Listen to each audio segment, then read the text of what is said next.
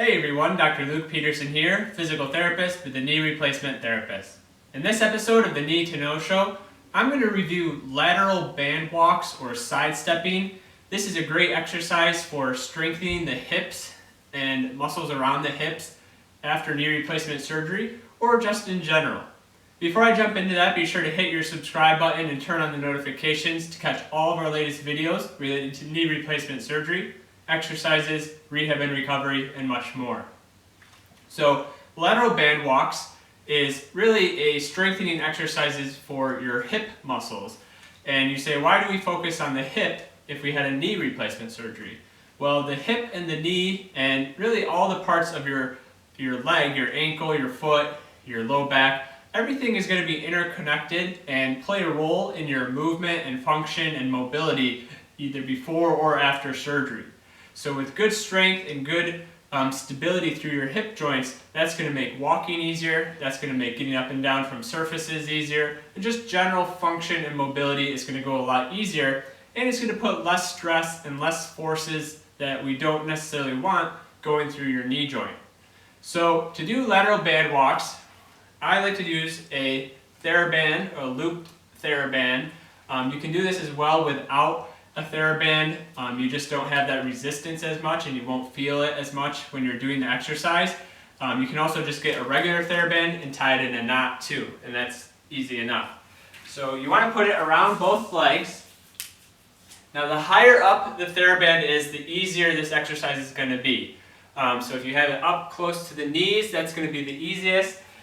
And then if you have it down by the feet and ankles, that's going to be the most difficult. So I'll put it kind of right in the middle here today. So what you want to do is, I like to start with my feet about shoulder width apart, and I call it an athletic position. Basically you're just going to do a little bit of a hip hinge or bend at your hips and a little bit of a bend at your knees. Try to keep your chest up nice and tall. Some people try to do this and they're not really getting the full benefit of the movement. You want to have a little bit of a bend in your hip and knees. Try to keep your back relatively straight. We don't want to do this either.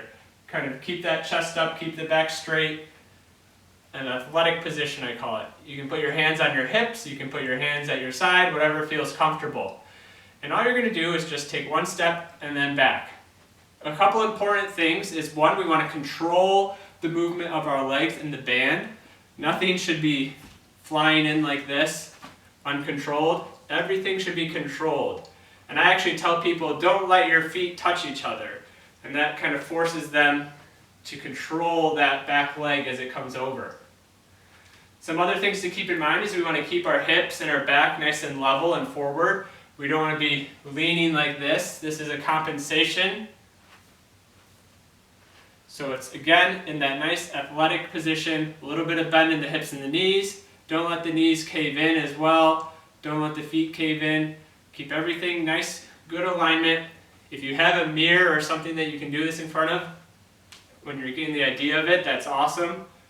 And just these short, controlled movements. You don't have to go super fast with this.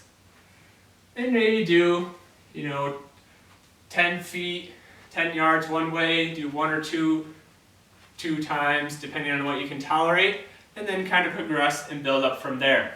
If you're doing this right, you'll feel that burn kind of in the side of your hips and your glute region, glute medius, we call it, glute minimus. That's those muscles that we want to be working. So if you're feeling it there, feeling that burn, that's appropriate and that's okay. So thank you very much for watching. Again, this was lateral band walks. Be sure to hit that subscribe button and turn on the notifications. Again, leave your questions and comments below, and I'll do my best to get back to you. Thank you very much for watching.